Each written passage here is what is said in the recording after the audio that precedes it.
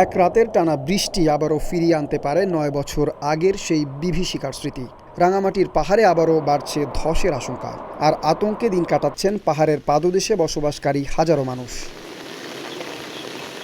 টানা ভারী বর্ষণের কারণে রাঙামাটির বিভিন্ন এলাকায় ইতোমধ্যেই ছোট বড় পাহাড় ধসের ঘটনা ঘটেছে, আর সম্ভাব্য প্রাণহানি এড়াতে সর্বোচ্চ সতর্ক অবস্থানে রয়েছে জেলা প্রশাসন।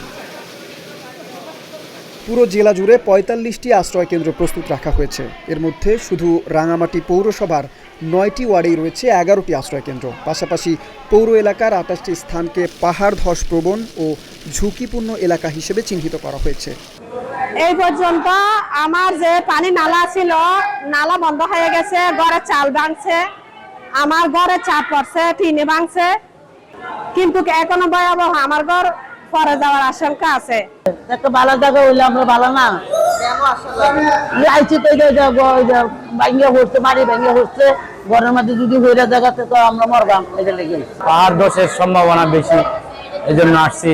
বড় বাউন্তির নিচে, পাহাড়ের নিচে ঝুঁকিপূর্ণ জায়গায় আছি, এই জন্য আসছি। এদিকে জেলা প্রশাসন ও পৌরসভার উদ্যোগে শিমুলতলী, রূপনগর, রাজমণিপাড়া, লোকনাথ মন্দির এলাকা সহ বিভিন্ন স্থানে মাইকিং করে মানুষকে দ্রুত নিরাপদ আশ্রয়ে সরে যাওয়ার অনুরোধ জানানো হয়েছে। RICL TMX, যুগের পর যুগ স্থাপনা থাকে মজবুত। জেলা প্রশাসনের তথ্য বলছে, ঝুঁকি থাকা সত্ত্বেও এখনও জেলার পাহাড়ি এলাকা ও পাহাড়ের পাদদেশে প্রায় ১.৫ লক্ষ মানুষ বসবাস করছে।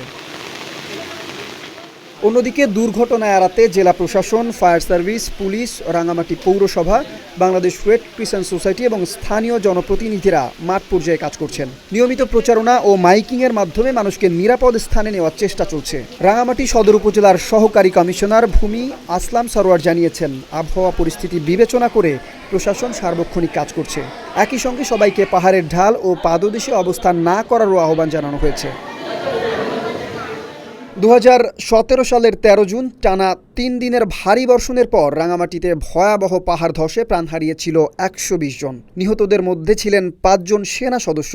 ক্ষতিগ্রস্ত হয়েছিল ১৫০০-এরও বেশি ঘরবাড়ি। সেই মর্মান্তিক দুর্ঘটনার পুনরাবৃত্তিকে এবার ঠেকানো সম্ভব, তাই প্রশাসনের নির্দেশ মেনে ঝুঁকিপূর্ণ এলাকা ছেড়ে নিরাপদ আশ্রয়ে যাওয়াই এখন সবচেয়ে জরুরি।